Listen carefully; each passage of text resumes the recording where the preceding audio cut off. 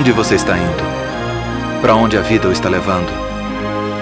Alguém disse certa vez, se você não sabe para onde está indo, acabará chegando em algum lugar. Bom, esta frase está martelando na minha cabeça nesses dias. Já estou peregrinando há algum tempo e agora esta viagem realmente me levou a algum lugar. A princípio eu queria apenas largar o meu emprego, as pressões, as disputas e a monotonia. Fui de um lado para o outro procurando novos horizontes, rostos novos, novas experiências, mas nunca encontrei realmente o que queria. Então, devagar, começou a ficar claro. Eu não estava, na realidade, procurando por novos lugares. Estava procurando alguma coisa a mais. Estava em busca de mim mesmo, talvez. Eu queria saber para onde minha vida estava indo.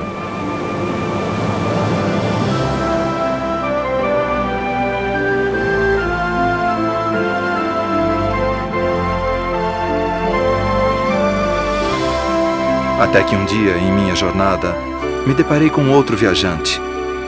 Alguém sobre o qual tinha ouvido falar desde criança, embora não soubesse muito a seu respeito. E da mesma forma que aquele outro viajante, vim parar aqui, na terra dos meus ancestrais, na costa meridional da China.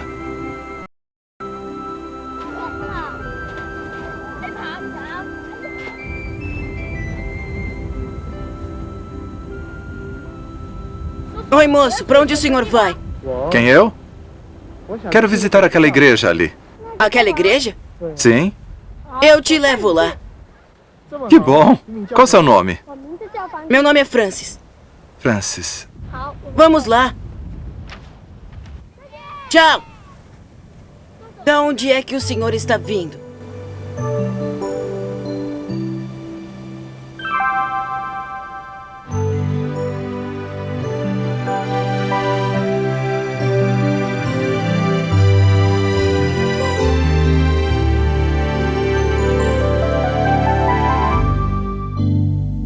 Of weaving dreams too loose for me to wear.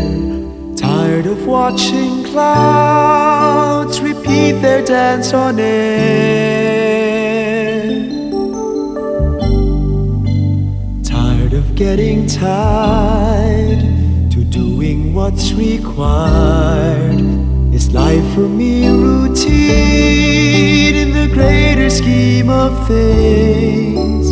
Through with taking roads someone else designed, through with chasing stars that soon forget to shine, through with going through one more day. What's new? Does my life still mean a thing in the greater scheme of things?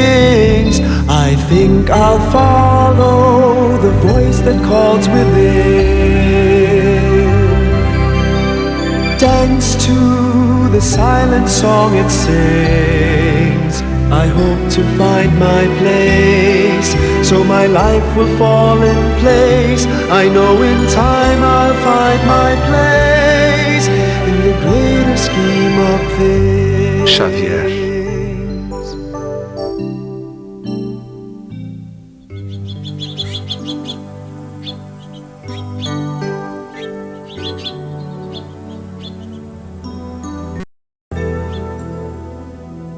Comecei pela Europa.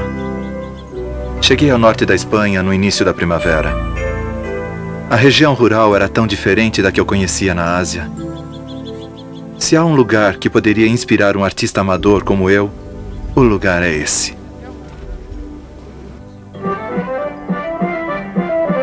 E lá vi uma coisa muito estranha, que mudou o curso da minha jornada.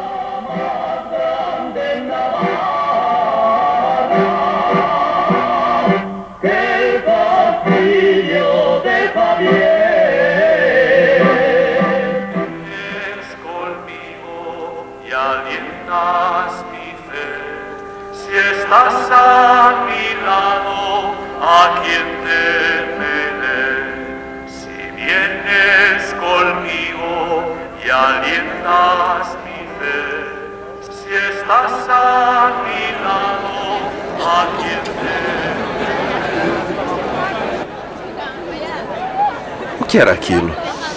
Milhares de pessoas surgiam do nada para se reunirem num antigo castelo. Uma menina que falava inglês me contou que aquele era o Castelo Xavier, onde nasceu São Francisco Xavier. E aquele era o dia da Xavierada, uma romaria feita todos os anos em homenagem a São Francisco.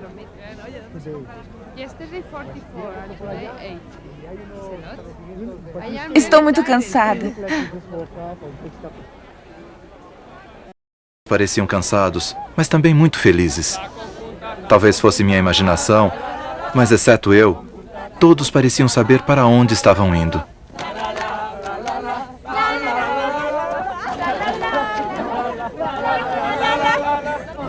Quando eu vim aqui a primeira vez, eu estava... Bom, na verdade... Conheci José, que faz a peregrinação todos os anos. Ele me contou por que continua voltando aqui. Então ele me disse para eu me aproximar. E eu encontrei gente que era muito feliz. Pessoas que cantam, cantam e cantam. Rezam, rezam e rezam. As pessoas nos dão a sua comida, os seus sorrisos, a sua ajuda. Eles nos dão tudo. E a gente se pergunta, qual é o significado disso? Deve haver alguém que faz isso acontecer. Acho que é Deus que faz isso. Você anda e quando está andando você sofre e começa a se perguntar por que está aqui. Você está andando para sofrer? As pessoas estão andando com você e Deus está nas pessoas. Deus está aqui. Está andando com a gente. Não dá para explicar isso. Não é algo humano. Você precisa sofrer um pouco para entender isso tudo. Mas quando eu vim aqui, eu fiquei muito feliz mesmo. E eu não sei por quê. Antes a gente não tinha essa felicidade. Porque não tinha nada para que viver.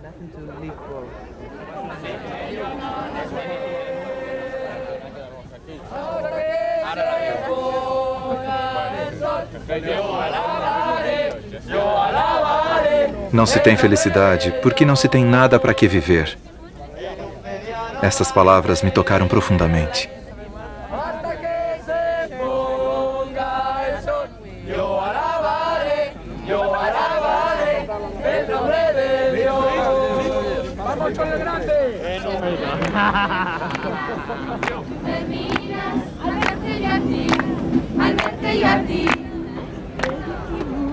Ay, yo disimulo, me pongo a reír,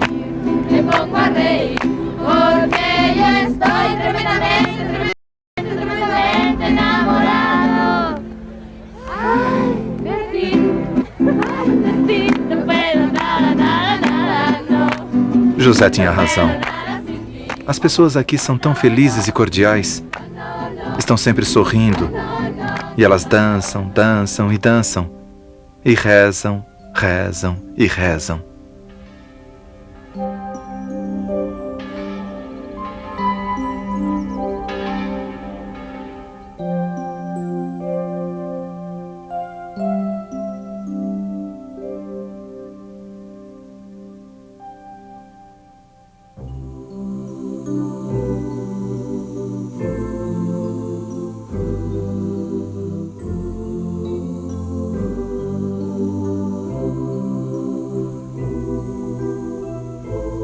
Como José, eu me peguei perguntando qual é o significado disso tudo. José disse, é Deus. Deus está nas pessoas.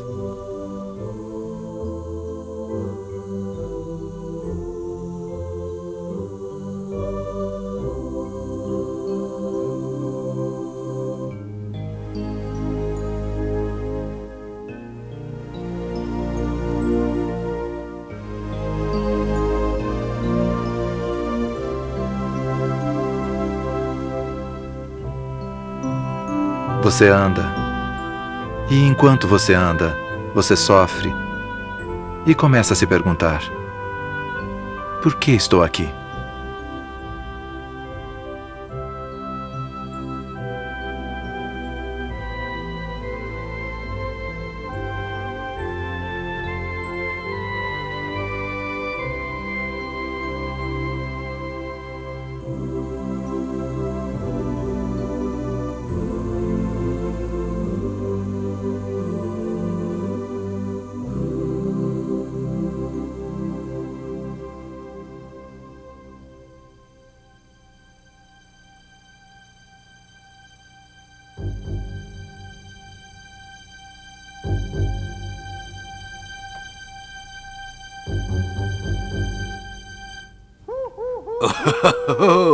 Você... Quem sou eu? Não? Sou o fantasma do castelo. O fantasma do castelo? É claro. Eu moro aqui com os morcegos há 50 anos. E meu trabalho é cuidar do castelo. Você reparou como aquele Cristo está sorrindo, mesmo que esteja morrendo na cruz? Percebeu que os ossos dos mortos estão pulando de alegria? E estão mesmo. É a dança da morte. E por que eles estão sorrindo e dançando? É porque, aos olhos da fé, a morte e a ressurreição têm a mesma face. O fantasma era, na verdade, um velho irmão jesuíta. Seu trabalho era tomar conta do Castelo Xavier. Ele sabia muitas histórias sobre o castelo e sobre o grande Francisco Xavier. Foi aqui, nesta mesma capela, que São Francisco Xavier vinha rezar quando criança. Talvez tenha sido aqui que ele começou a sentir que sua vida seria muito especial.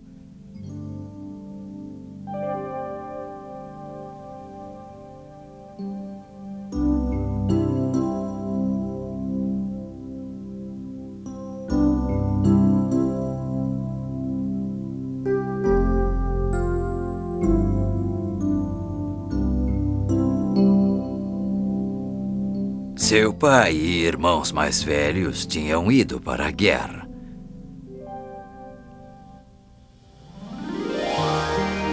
Eles estavam defendendo o reinado de Navarra contra os senhores feudais rivais.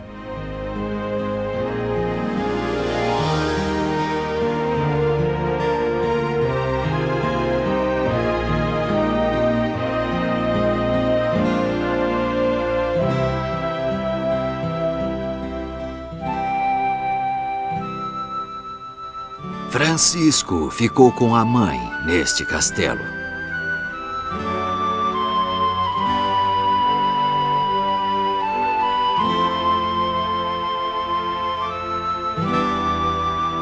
Ele passava os dias estudando e aprendendo como ser um nobre.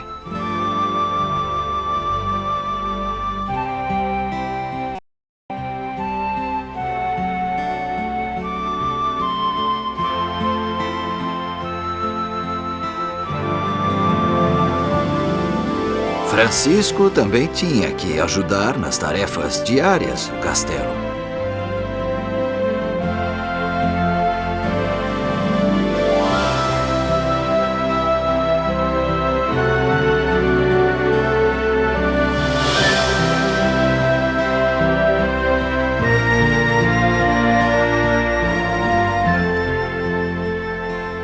Um dia chegou a notícia que o pai de Francisco havia morrido na batalha.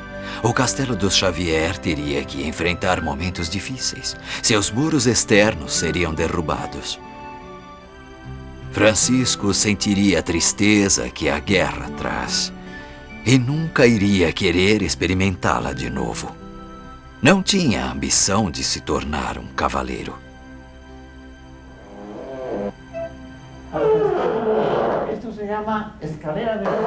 Mas o jovem Francisco era ambicioso. Ele era um nobre. Queria recuperar a honra e o respeito que sua família tinha perdido.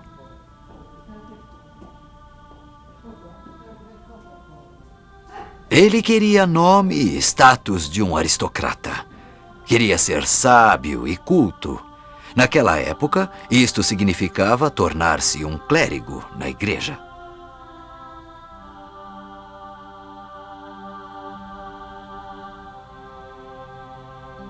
A cidadezinha de Xavier era pequena demais para sonhos tão grandes assim.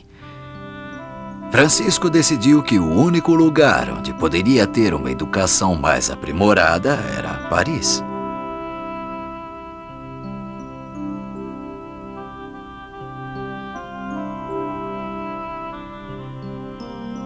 E então, um dia, Francisco saiu de casa e a sua atenção se fixou na Universidade de Paris, o maior centro de ensino do mundo ocidental.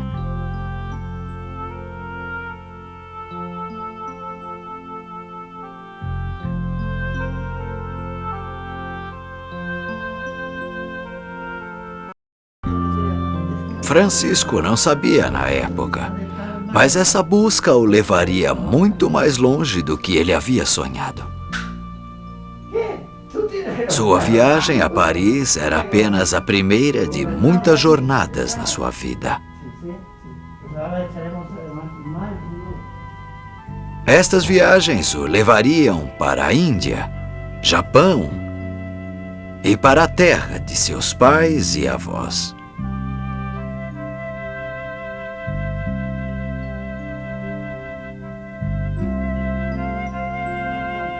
Você precisa saber algo mais sobre esse homem. A vida dele influenciou a sua vida e a vida de muitos pelo mundo. Vou lhe dar este velho livro. É a vida de Francisco Xavier. Leia. Xavier vai lhe ensinar muitas coisas, muitas coisas.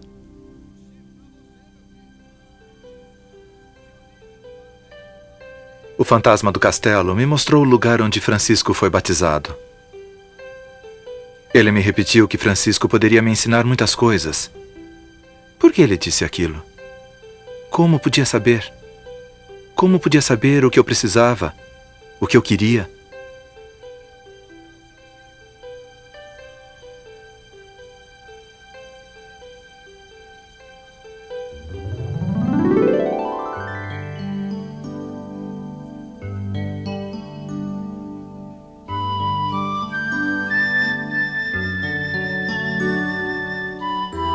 De acordo com o fantasma do castelo, Xavier já tinha influenciado minha vida. Talvez ele tenha, através dos meus pais. Eles eram cristãos da China.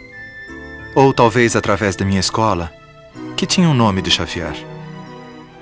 José e seus amigos disseram que participar da Xavierada todos os anos os deixava felizes. Eles tinham sofrido durante a longa caminhada e compartilhavam tudo o que trouxeram com os outros, mas eles eram felizes. O que Xavier entendia do sofrimento, do compartilhar, da felicidade? O que ele estava procurando quando saiu de casa e foi estudar em... Pensei em ir a Paris. Na verdade, não fica muito longe daqui.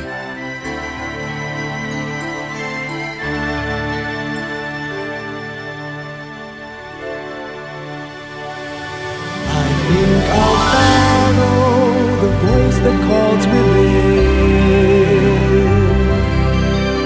Dance to the silent song it sings. I hope to find my place, so my life will fall in place. I know in time I'll find my place in the greater scheme of things.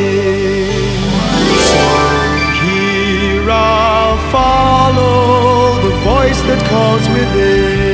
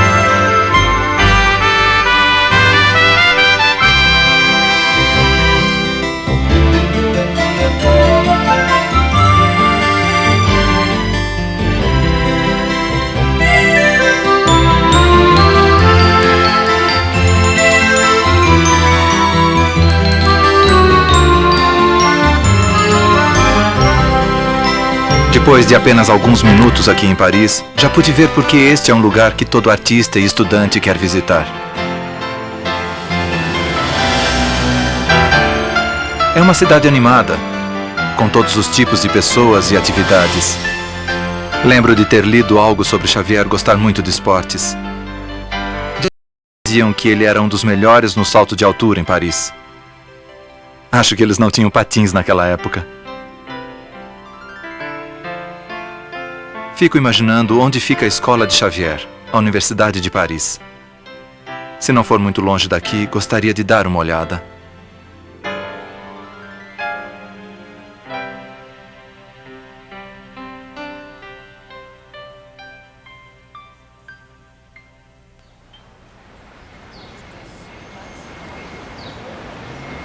Não foi difícil encontrar o lugar. Bastou seguir os estudantes que me levaram para a universidade e sua famosa sede, a Sorbonne.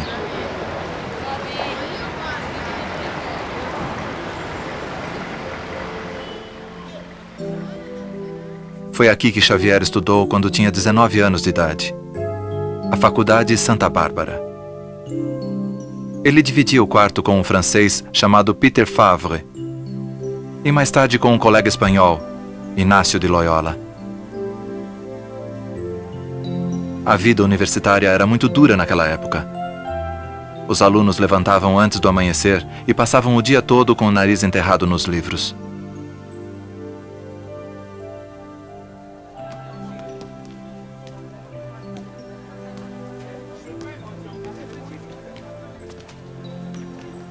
Bom, acho que os tempos mudaram.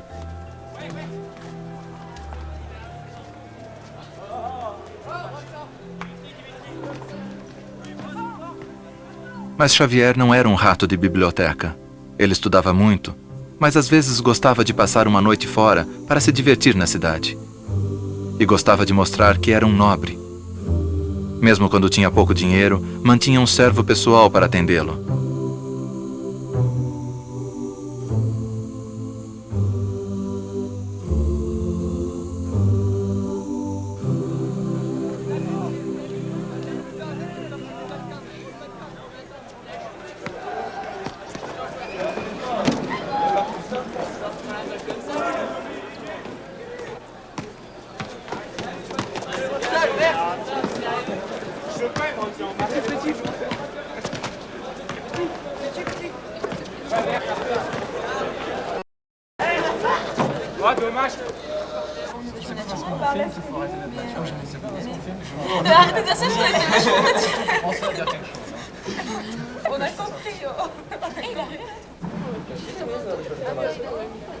Oi.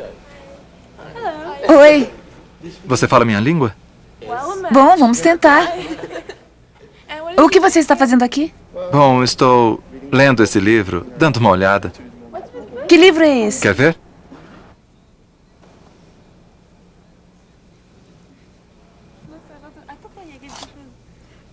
Ah!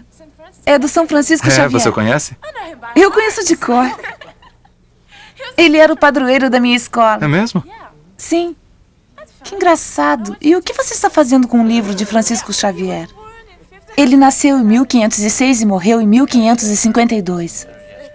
Quando eu era pequeno, os mais velhos chegavam para nós e diziam: bom, este é o Francisco, esta é a sua vida, isso e aquilo. E nós dizíamos: ah, beleza. E depois nós éramos os mais velhos. Então acho que o velho jesuíta que conheci estava certo. Mesmo aqui em Paris, Xavier influenciou a vida de muita gente. Elaine e seus amigos sabiam muito mais sobre ele do que eu.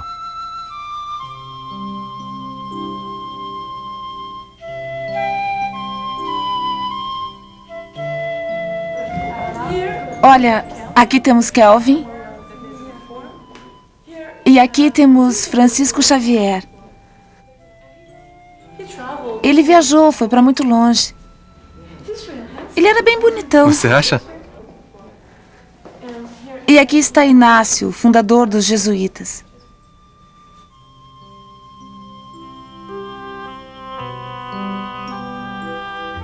Elaine me contou muitas coisas sobre Francisco Xavier.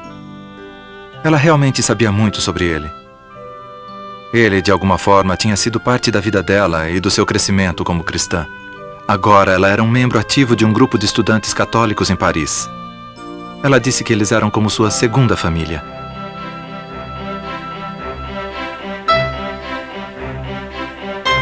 Eu gostei muito da Elaine. Ela era animada e cordial. E começou a compartilhar algumas coisas comigo. de mim também. Eu queria passar um tempo com ela, mas seus amigos tinham outros planos.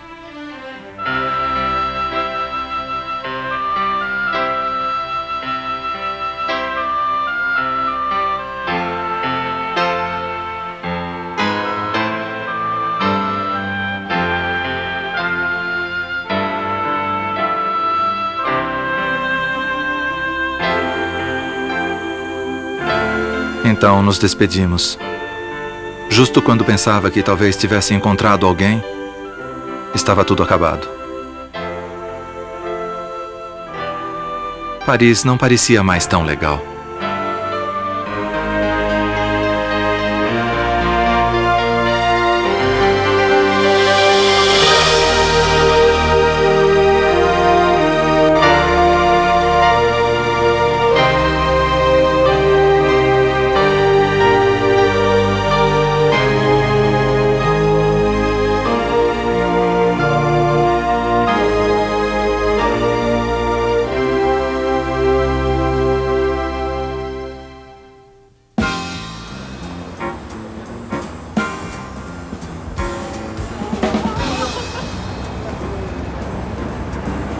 Paris à noite é interessante, com certeza.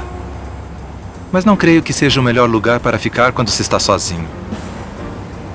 Fico pensando se foi a solidão que levava Xavier a sair nas ruas à noite. Meu livro diz que ele não era nenhum santo quando chegou em Paris. Mas ele cuidava do seu corpo e tinha medo de pegar doenças. Acho que é isso que salva muita gente.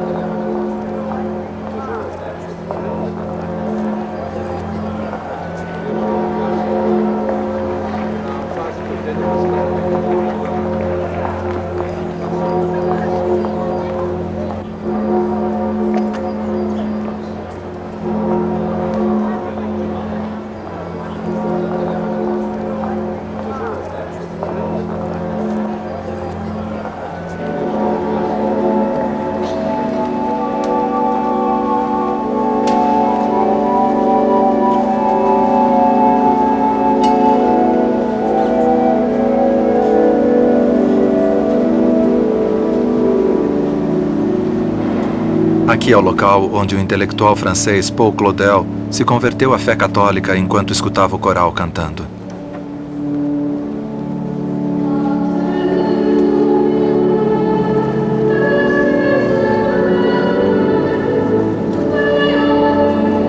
Elaine me contou que foi São Inácio de Loyola que converteu Xavier para a sua nova forma de vida.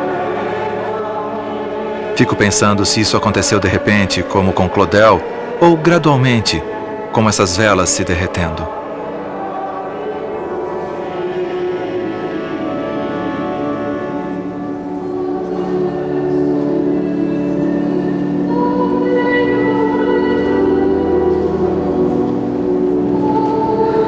Inácio já tinha se convertido antes de conhecer Xavier.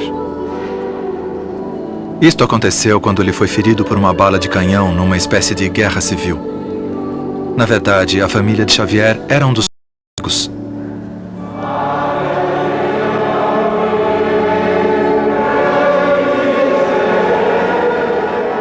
Depois deste ferimento, Inácio mudou drasticamente.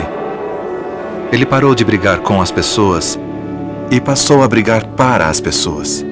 Ele encontraria um novo comandante, um novo rei, e estava procurando novos soldados.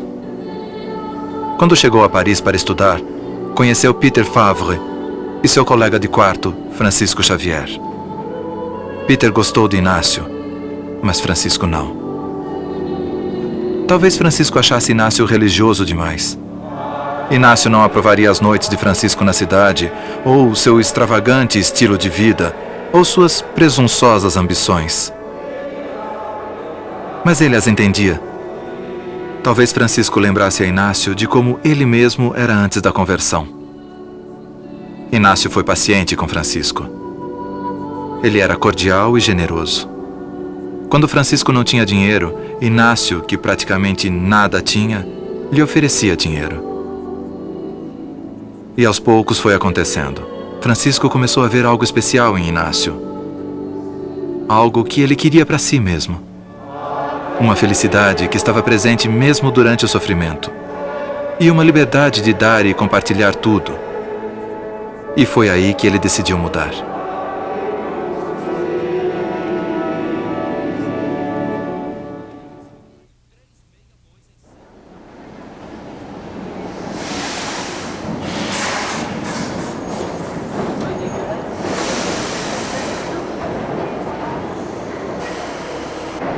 Mudar não é fácil. Alguns hábitos são difíceis de largar. Mas Inácio era um gênio em ajudar as pessoas a mudar. Paris ainda se lembra de Inácio como um dos maiores educadores da cidade.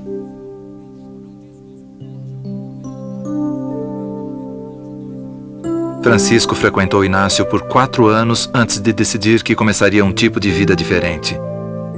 Uma vida para os outros. Mas aquele era apenas o início. Ele ainda tinha um longo caminho a percorrer.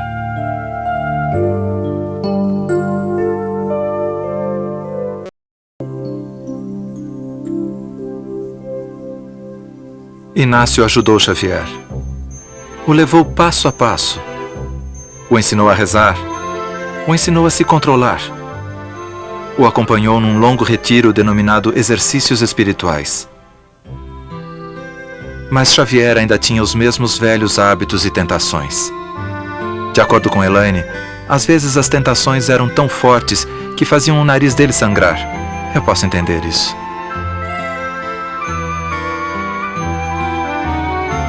Finalmente, Xavier e Inácio, Peter Favre e mais 4 dos seus amigos tomaram uma decisão. Resolveram se dedicar ao serviço de Deus e das pessoas pelo resto das suas vidas. Eles fizeram um voto de viver somente para Deus e para os outros.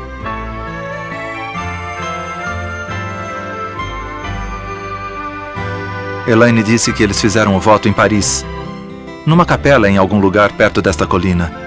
Ela me deu o endereço. Vou tentar encontrá-la.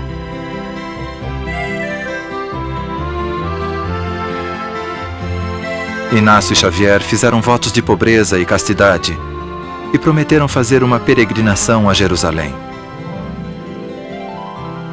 Essa última eu poderia aguentar, mas e as 2 primeiras? De qualquer forma, na opinião de Elaine, os votos não fizeram nenhuma mágica em Xavier. Ele ainda tinha muitas das suas antigas imperfeições.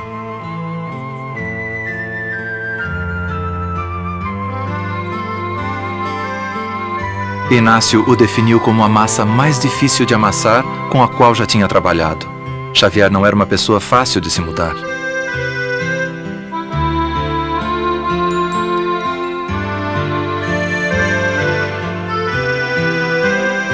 Gostaria que mudar fosse tão fácil como desenhar um esboço daquilo que se pretende ser.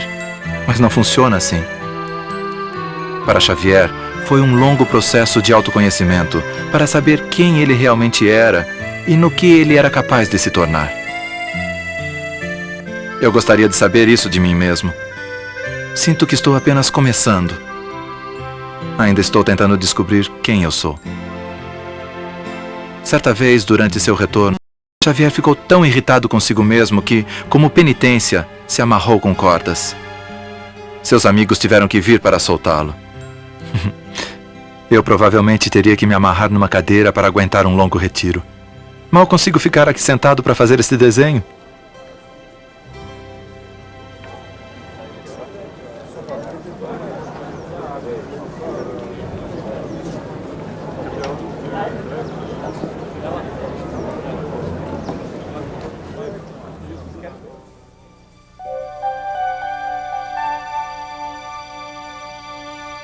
Achei a capela de São Denis bem no lugar em que Elaine disse que se encontrava.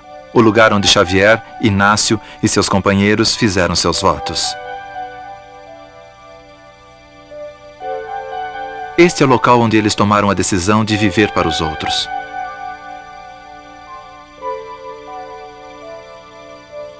Sei que em algum lugar, em algum momento da minha vida, eu terei que fazer uma escolha. Terei de me comprometer com alguma coisa, com alguém, com uma forma de vida, com algum conjunto de valores. E quando fizer isso, terei que deixar outras opções para trás. Isto é assustador. Ainda não estou preparado. Mas não posso adiar para sempre. Gostaria que houvesse alguém que pudesse me ajudar a decidir o que fazer com a minha vida. Each must go his way, but how can I decide which path I should take? Who will be my guide?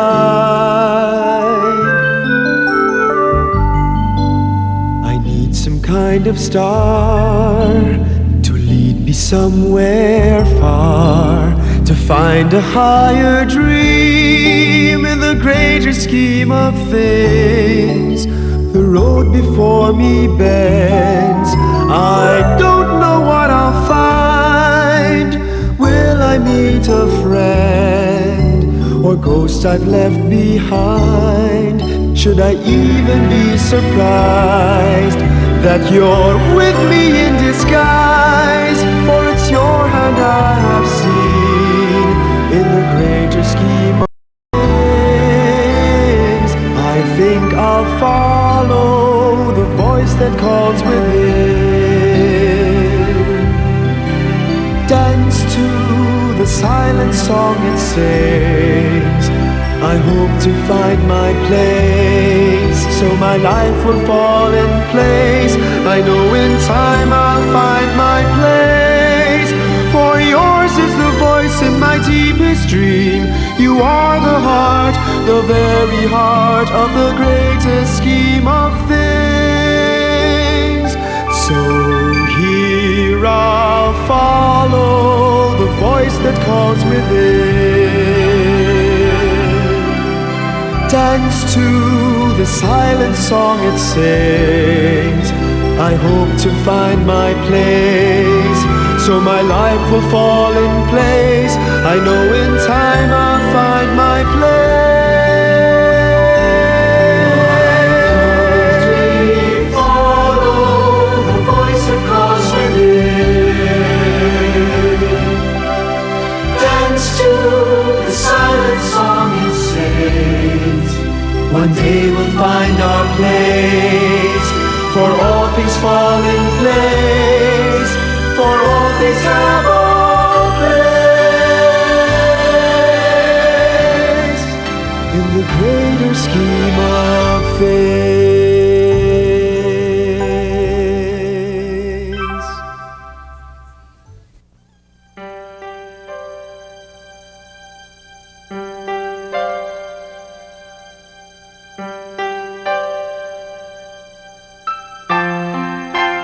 Às vezes, tomar grandes decisões é um problema para mim. Quanto às pequenas, como, por exemplo, que lugar famoso vou visitar a seguir, não tem problema nenhum. Eu sempre quis conhecer Roma. Talvez todo católico queira. Ouvimos tanto sobre ela a vida toda. Em Paris, eu pensei muito sobre como uma pessoa muda. Parece que depende muito das escolhas que fazemos. Escolhas egoístas nos tornam pessoas centradas em nós mesmos. Fazer as coisas pelos outros nos torna pessoas generosas. Tenho a sensação de que as pessoas generosas são mais felizes e sabem onde estão indo nesta vida. Eu ainda estou perambulando.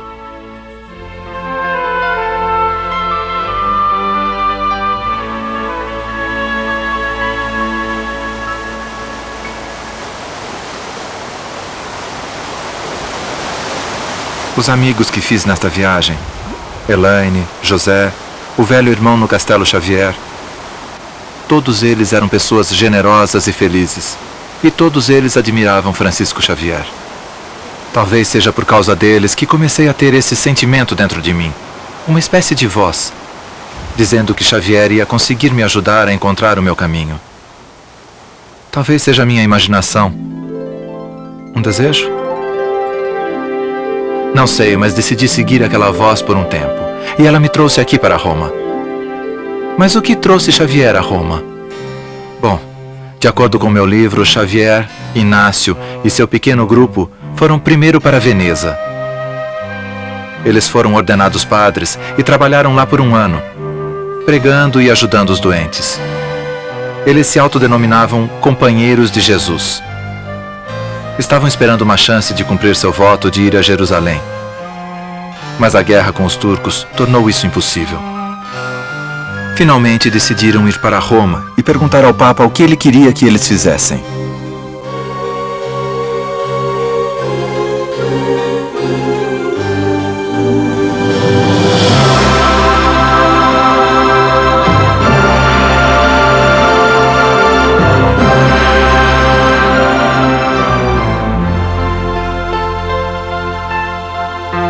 Hoje em dia, a maioria das pessoas vem a Roma para passear. Querem ver todas as estátuas famosas e igrejas da cidade. E todos visitam a Praça de São Pedro. Aqui, a história de Roma e da Igreja Católica nos cerca em todo lugar.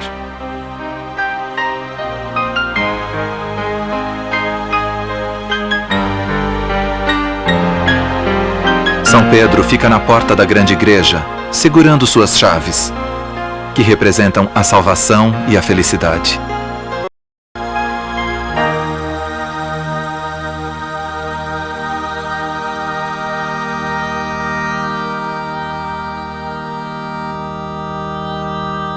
A Basílica de São Pedro nos lembra o céu. E a Pietà de Michelangelo mostra que até mesmo o sofrimento pode ser belo.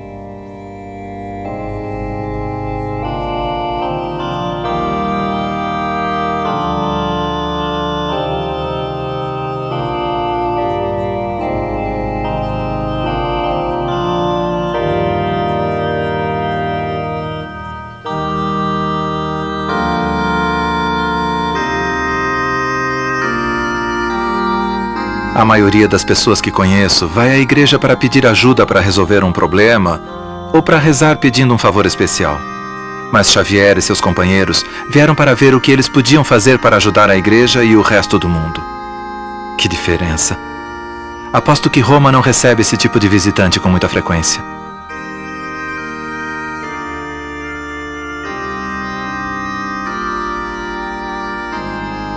Muitos de nós crescem pensando que a religião pode nos dar o que queremos.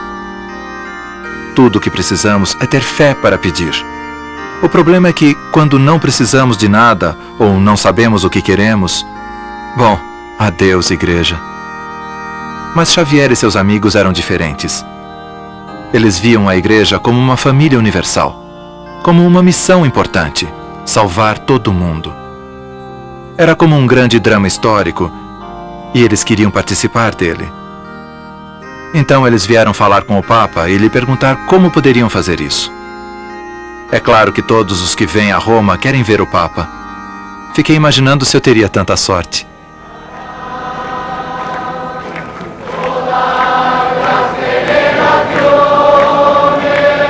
Talvez tenha sido sorte, ou talvez eu tenha mexido os pauzinhos certos, mas eu consegui entrar no hall onde o Papa faz sua palestra semanal. Não sabia por que fiz isso. Talvez esperasse aprender alguma coisa lá. O que uma pessoa como eu estava fazendo lá na mesma sala com o Papa? De qualquer forma, seria algo para escrever para a família. Na realidade, a igreja significou muito para mim enquanto criança. Mas depois as coisas mudaram. Quando fiquei mais velho, as romilhas na igreja pareciam não ter muito a ver com a minha vida. E todas aquelas doutrinas, regras e ensinamentos morais eram difíceis de aceitar. Não conseguia encontrar um sentido num monte de coisas. Tampouco conseguia avaliar tudo isso. Até que, enfim, simplesmente parei de tentar. E agora aqui estou eu, com pessoas de todo o mundo esperando encontrar o chefe da nossa igreja. É emocionante. Cada um esperando cumprimentá-lo ou receber sua bênção. Fico me perguntando se encontrar o Papa seria bom para mim. Isto me aproximaria da igreja? Me ajudaria a decidir o que fazer da minha vida? Foi isso que aconteceu com Xavier e Inácio? O Papa da época era Paulo III. Ele disse a Inácio para esquecer seus planos de ir a Jerusalém e de ficar na Itália, onde havia muito trabalho a ser feito. As palavras do Papa os ajudaram a tomar a decisão de se tornar uma ordem religiosa. Isto aconteceu em 1539. Os primeiros colegas fizeram um voto de obediência e um voto especial de aceitar qualquer missão que o Papa lhes desse, em qualquer lugar do mundo. Estavam a caminho de se tornar uma das maiores ordens missionárias da Igreja. Bom, aí vem ele. É a minha grande chance. Quais serão as sugestões que o Papa terá para mim?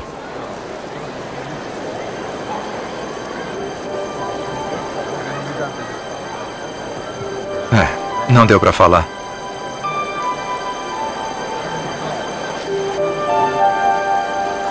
De qualquer forma, o Papa está fazendo o que pode. Ele tem um grande rebanho para cuidar. Eu sou apenas mais uma ovelha perdida. Xavier e Inácio prometeram ao Papa que trabalhariam em qualquer lugar que ele quisesse. Qualquer lugar no mundo. Não era uma promessa fácil. Deixar as lindas cidades da Europa por terras estranhas. E para quê? Só para batizar mais cristãos? Para aumentar o rebanho? Algum lugar que, naquela época, os católicos pensavam que não havia salvação fora da igreja. Era por isso que estavam tão ansiosos em espalhar a fé. Xavier e Inácio provavelmente pensavam da mesma forma. A diferença é que eles fizeram votos de fazer o que eles acreditavam. Precisavam de coragem para isso. Eles seguiram sua voz interior.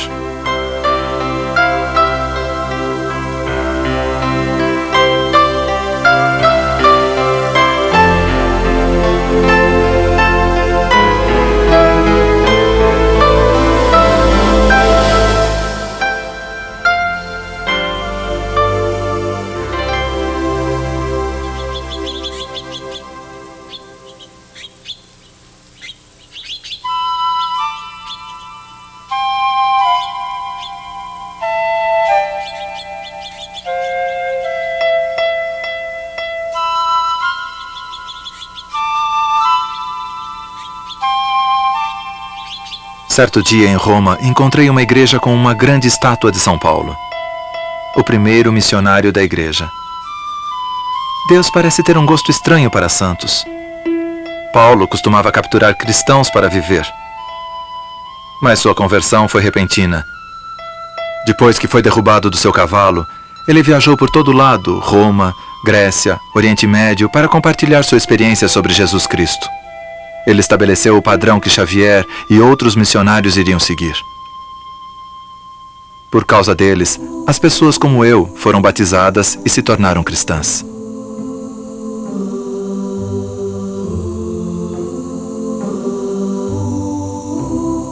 Então, sou cristão. Será?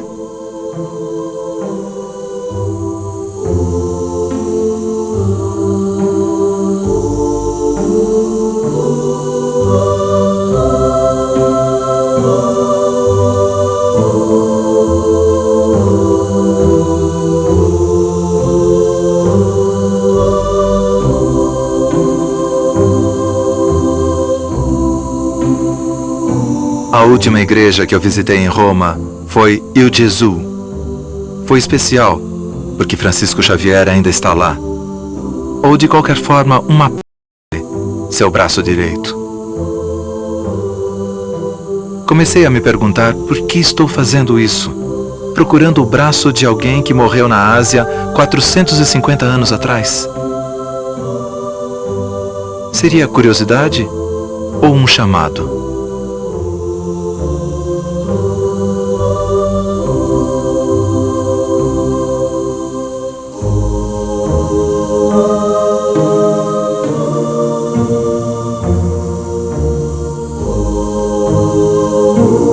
Não tive problemas para encontrá-lo. Estava do lado oposto do altar de Santo Inácio.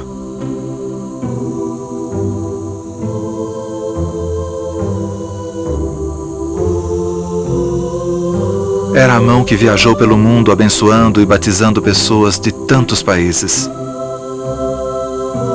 tentando salvá-los.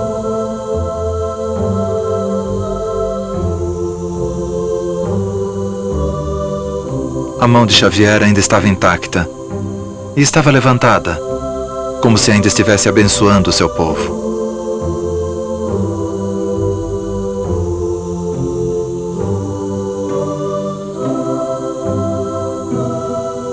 Meu livro diz que Xavier não foi o primeiro missionário que Inácio mandou para outros países.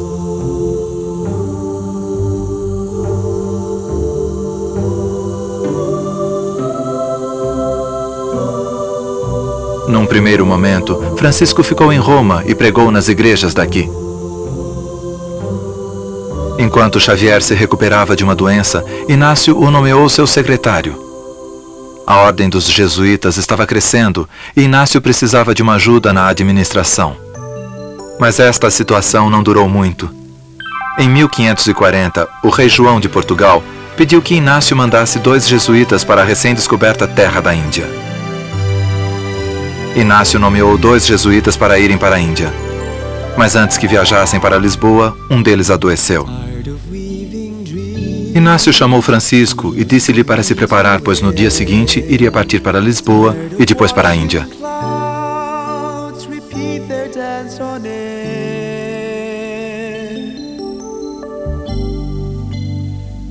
Xavier concordou imediatamente, sem fazer sequer uma pergunta.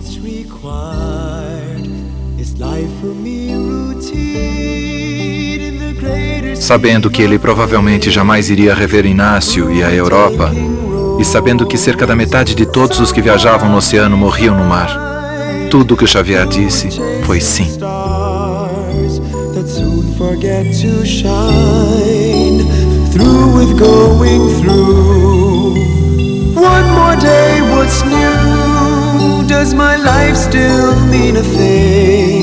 In the greater scheme of things, I think I'll follow the voice that calls within.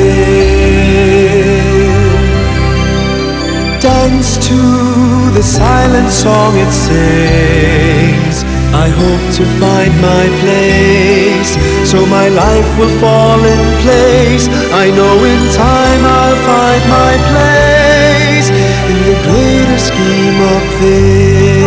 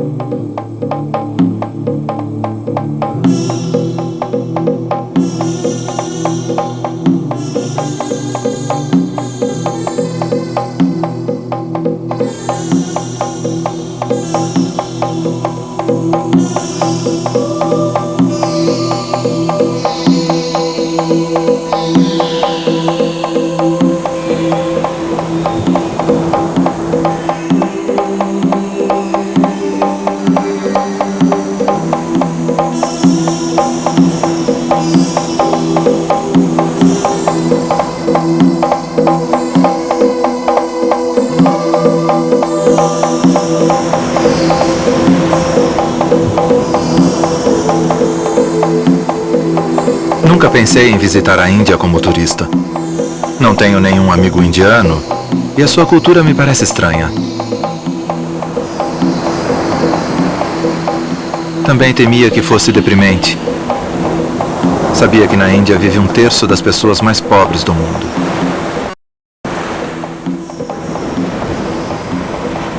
Então, o que eu estou fazendo aqui? Bom, meu voo para casa fez escala em Bombay. Goa não fica distante de Bombay. E disseram que Goa era um lugar lindo, com lindas praias. Realmente, Goa também é rica em história e cultura. Mas havia outro motivo para eu vir até Goa.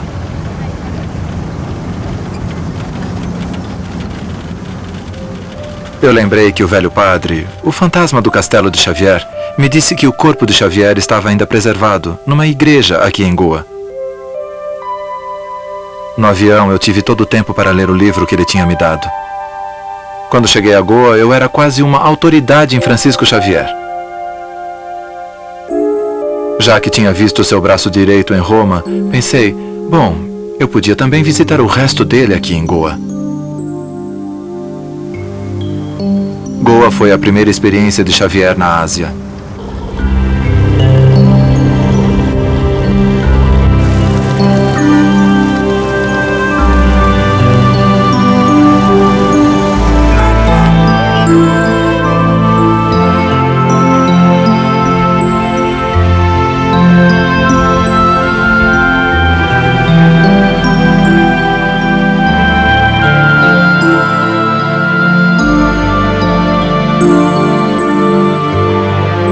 Hoje, de avião, são apenas algumas horas de Roma para a Índia. Mas as coisas não eram tão fáceis na época de Xavier. Francisco demorou mais de 1 ano e meio para chegar aqui. E ele teve sorte de conseguir chegar. Depois de deixar Inácio em Roma, Xavier viajou durante 3 meses no lombo de um cavalo para chegar a Lisboa. Depois teve que esperar outros 3 meses por um navio. Quando seu galeão, o Santiago, finalmente estava pronto para partir, o companheiro jesuíta de Xavier já tinha sido designado para outro trabalho em Lisboa. Francisco partiu sozinho no dia 7 de abril de 1541, no dia do seu 35º aniversário. Mesmo antes de deixar Lisboa, Xavier já sentia falta dos seus companheiros jesuítas. Na primeira oportunidade, ele mandou uma carta a Inácio pedindo para mandar correspondência. Por favor, que a sua carta para mim na Índia seja bem longa, para que eu demore 1 semana para lê-la. Porque é apenas através de cartas que voltaremos a nos ver nesta vida. Mas na outra, nós nos encontraremos novamente face a face e com muitos abraços.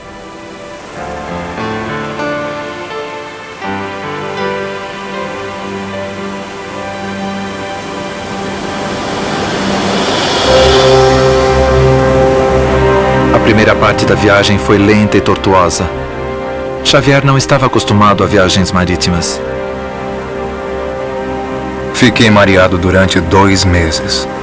Foi um horror na costa da Guiné. Os sofrimentos desta viagem foram tão grandes que eu não gostaria de enfrentar um dia desses mesmo se me oferecessem o mundo todo.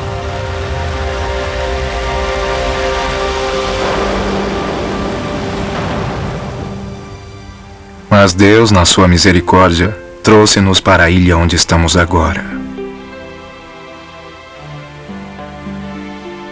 Xavier ficou preso em Moçambique durante 6 meses antes de prosseguir para Goa.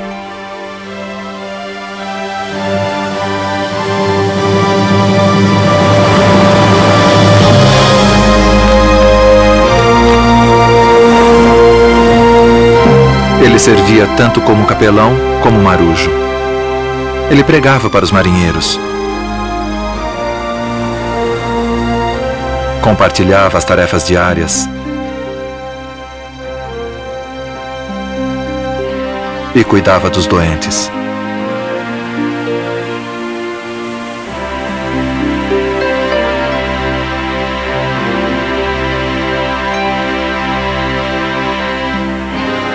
Finalmente, 13 meses depois de sair de Lisboa, o navio de Xavier chegou em Goa.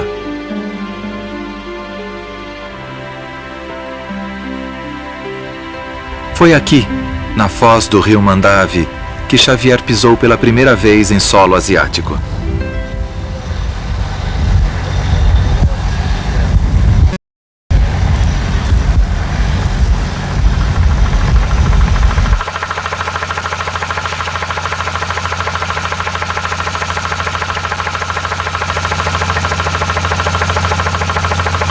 Quando Xavier chegou, muitas partes da Índia estavam sob controle estrangeiro. A Índia era uma grande fonte de riquezas para o Império Português.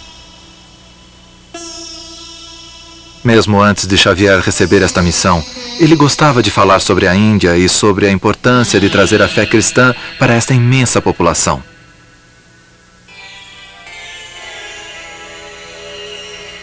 Na antiga porta da cidade portuguesa, eu vi uma escultura de um oficial europeu em pé, tendo a seus pés um príncipe indiano. Isso me lembrou de um sonho que Xavier teve uma vez sobre a Índia. Francisco sonhou que estava tentando carregar um indiano sobre seus ombros. Obviamente, as potências europeias tinham outros sonhos sobre a Índia. Xavier queria levantar a Índia. Outros queriam manter a Índia submissa, sob controle deles. Desde o começo, as metas de Xavier eram diferentes daquelas dos governantes europeus. Eu estava procurando a igreja do Santo Rosário. Meu guia de viagem dizia que era onde Xavier frequentemente ia pregar. Embora a Índia seja principalmente hinduísta, há cerca de 18 milhões de cristãos lá. Fiquei pensando quantos deles tiveram suas origens nas pregações de Xavier. Olá? Oi? Qual é o seu nome? Suryakan. Suryahan. E você? Sunil. E você? Mohin. Kisan. Vocês gostam de brincar aqui? Este brinquedo é seu? Lindo brinquedo.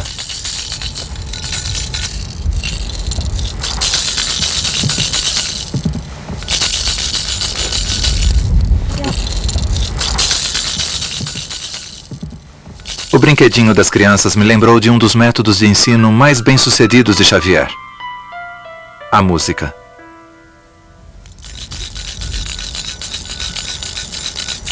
Ele começava com um sino. Não era um instrumento musical, mas avisava as pessoas que ele estava por ali e que a aula ia começar.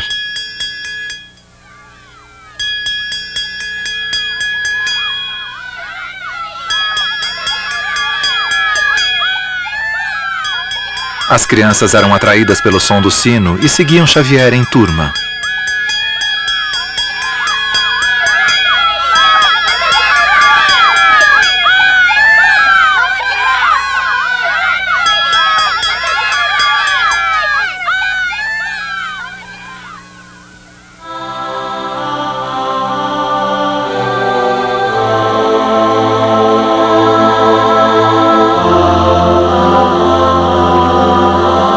Quando as crianças estavam reunidas na frente da igreja, Xavier começava a lhes ensinar a fé cristã.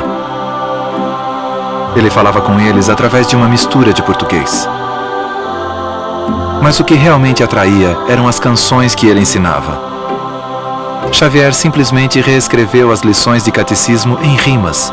Depois, ele as cantava para o seu jovem público. A música tornou-se a ponte entre Xavier e seus novos amigos.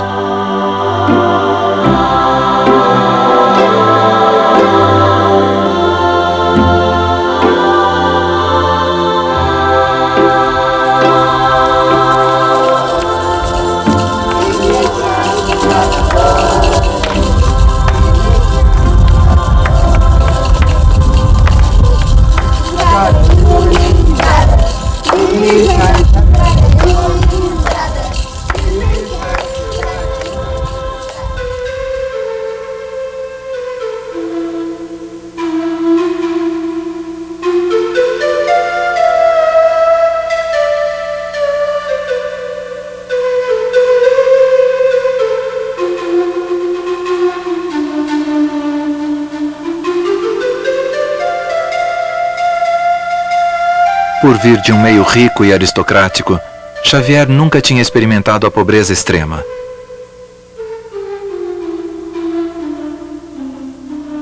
Deve ter sido um choque para ele quando visitou pela primeira vez as pobres vilas de pescadores do sul da Índia, o lar dos Paravas.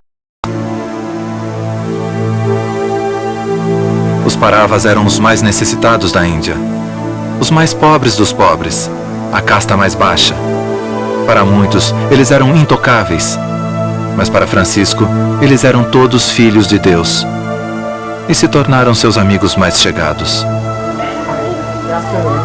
Xavier descobriu neles beleza e dignidade.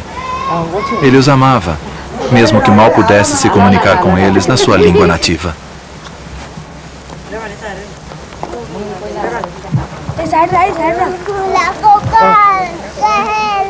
Na verdade, foram as crianças que ajudaram Xavier a superar a barreira da língua com os Paravas.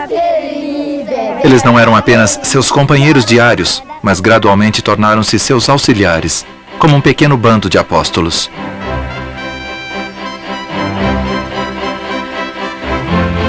Eu disse para as crianças que tinham memorizado a doutrina cristã que fossem às casas dos enfermos e lá juntassem o maior número possível de pessoas da família e vizinhos e repetissem o credo apostólico com eles várias vezes. Desta forma, eu assegurei que o credo, os mandamentos e as orações fossem ensinadas nas casas das pessoas e nas ruas. As crianças cantavam as músicas para seus pais e amigos. Em pouco tempo, até os pescadores cantavam os 10 mandamentos enquanto trabalhavam. O número de cristãos entre os Paravas crescia rapidamente. Alguns dizem que o sucesso de Xavier na Índia foi miraculoso. Se isto for verdade, foi um milagre realizado através das crianças, da música e da amizade.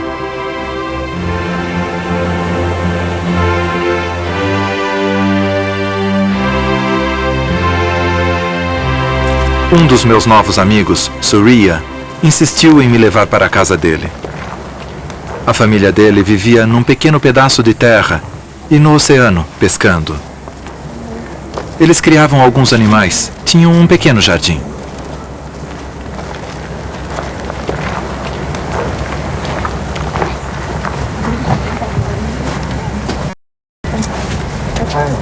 Passei aquela tarde conversando com Surya, seu irmão e irmãs. Eles me deram uma visão de como era a vida numa vila de pescadores. A irmã de Surya, Luísa, me contou que as pessoas de lá, hindus e cristãos, se davam muito bem. Mas a vida era difícil. A maior parte deles não era dona da terra onde morava. Eles podiam ser obrigados a mudarem a qualquer momento.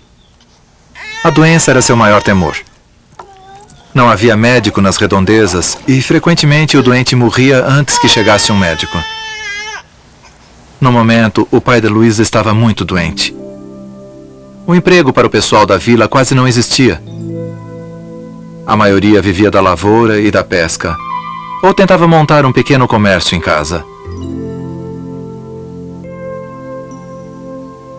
Mas a maior preocupação das pessoas era com as crianças, como Surya e suas irmãs Salvita e Piedad. Os pobres eram indefesos e as crianças corriam riscos. Algumas tinham sido raptadas e vendidas para as fábricas, para o mercado do sexo, ou até tiveram seus órgãos removidos para venda. Lembro-me de ter lido uma carta que Xavier escreveu quando seus amigos, os Paravas, estavam sendo atacados pelas tribos da colina e os oficiais portugueses se recusaram a protegê-los. Francisco não conseguia entender sua falta de preocupação. Durante 3 anos, Xavier tentou ajudá-los e acabou frustrado e deprimido. Eu estou tão decepcionado com a vida que eu preferiria morrer antes de testemunhar coisas erradas feitas diante dos meus olhos sem que eu tenha qualquer poder para corrigi-las. Xavier estava começando a romper com os portugueses e se identificar com os hindus. Os pobres tinham tocado seu coração. If I could touch you, I'd heal your broken heart. If I could hold you in my arms, I'd call the soft breeze to caress your weary arms. I'd call the moon darkest night. If I could I would.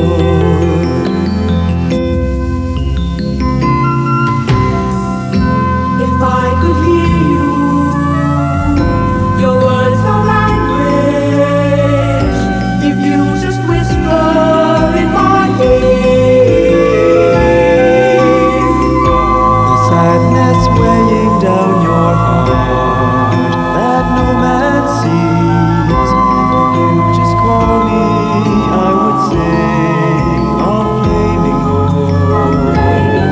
I'd say, If I could hear you, if I could hear you, I would.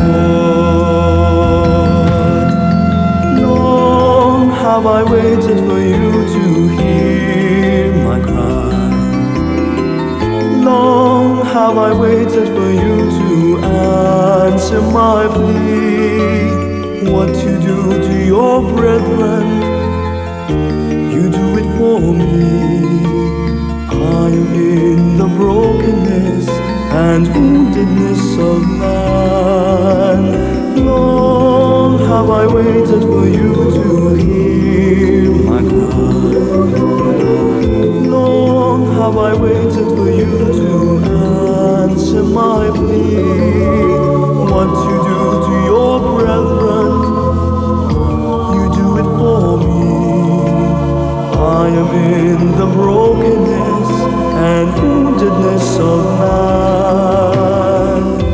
if I could touch you, Yes, you can touch me. I'd heal your broken heart. If I could hold you in my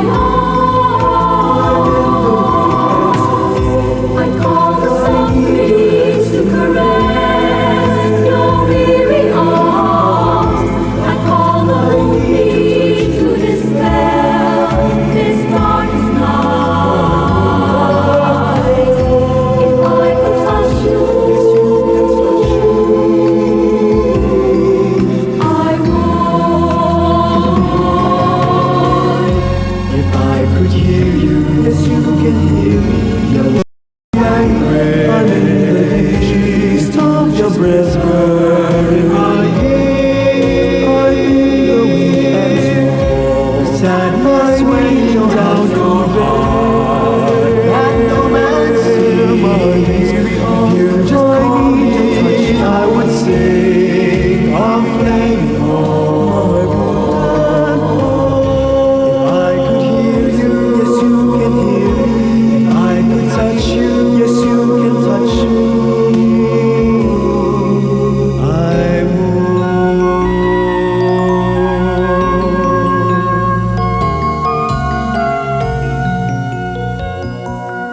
would. No dia seguinte, dei mais uma volta. Os rostos do pessoal da vila ainda estavam na minha mente e ficariam comigo por muito tempo. Jesus disse: bem-aventurados os pobres. Bem-aventurado significa feliz. Seria feliz se eu estivesse no lugar deles? Fiquei imaginando o que o Deus dos hindus tinha a dizer sobre pobreza e sofrimento. Os hindus dão 1000 nomes a Deus: Shiva, Krishna. São eles parecidos com o Deus no qual nós cristãos acreditamos? Bom, se os hindus podem ajudar as pessoas a lidarem com o sofrimento da vida, eu digo que eles estão do lado de Deus, seja qual for o nome que eles usam.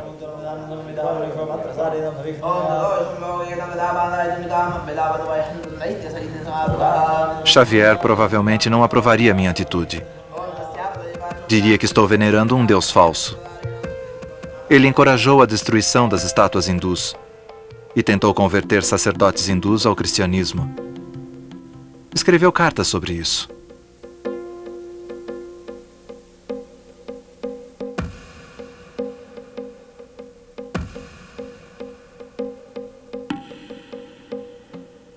Eu fui ao templo deles, e em pé perante eles, recitei em voz alta o credo apostólico e os 10 mandamentos na sua própria língua. Fez uma breve pausa após cada mandamento. Logo fez uma exortação sobre o céu e o inferno.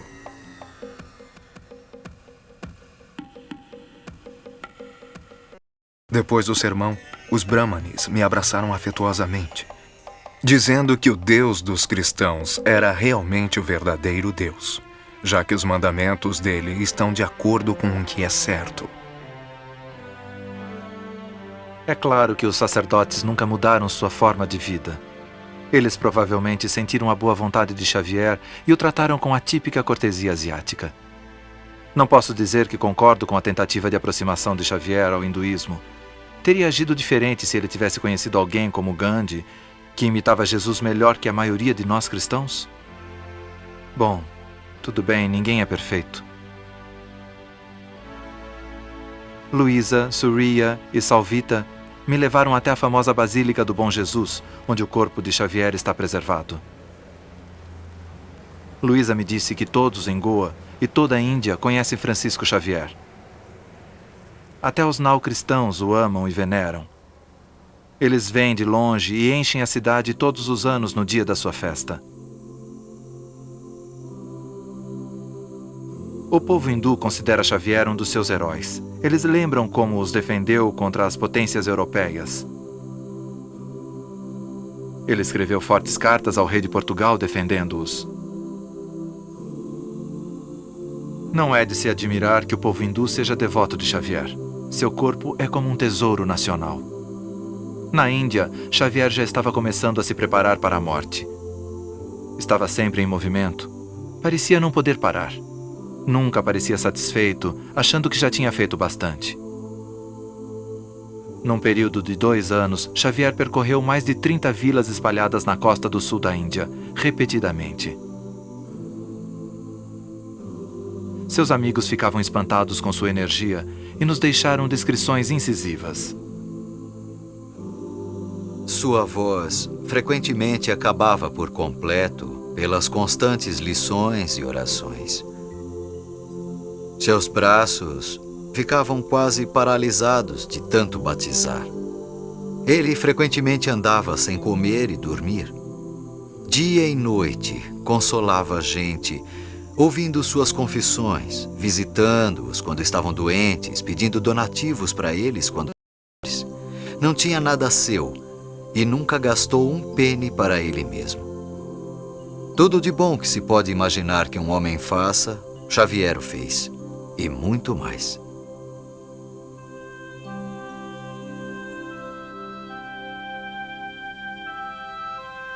Tudo de bom que se pode imaginar que um homem faça, Xavier o fez. E muito mais.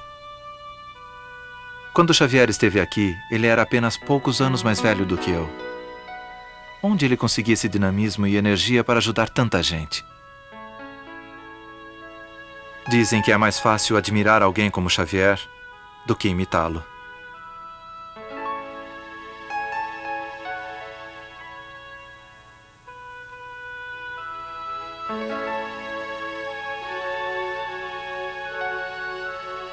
Este poço é onde Xavier costumava rezar à noite. Seus amigos escreveram que Xavier transbordava de felicidade quando rezava. Eles podiam ouvi-lo falar: "Chega, chega." Francisco vivia para os seus semelhantes durante o dia e, se arranjava tempo à noite, se entregava completamente à oração e à contemplação, o que nunca conseguia durante o dia. Nenhum ser humano poderia ter feito o que ele fez ou viver como ele viveu sem estar cheio do Espírito Santo. A vida de Francisco era mais a vida de um santo ou de um anjo do que de um homem. If I could hear you, yes you can hear me.